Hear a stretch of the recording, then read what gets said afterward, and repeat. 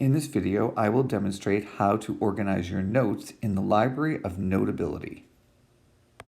So when you first enter into Notability, you'll see all of your notes on the right-hand side, and you'll notice on the left-hand column I have a title that's called Unfiled Notes. If I want to organize these notes, I'm going to click the plus sign over next to the Edit button. And here are a couple of options for me. I can create dividers, which are just words that put my folders into groups, and I can create a subject, which is like a folder. So I'm going to create a subject, and this subject is going to be called Science. I'm going to create a folder that's called Science. So once I type in the title of my folder, I'm going to hit Done on my keyboard. And now I have a folder that's called Science.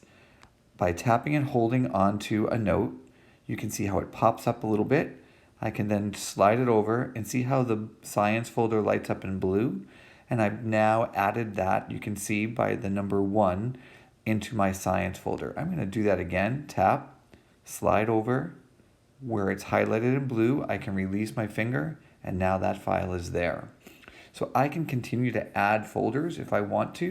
I'm going to show you what a divider looks like. Let's say the divider is for my school work. And then I can tap and hold on that and bring it up.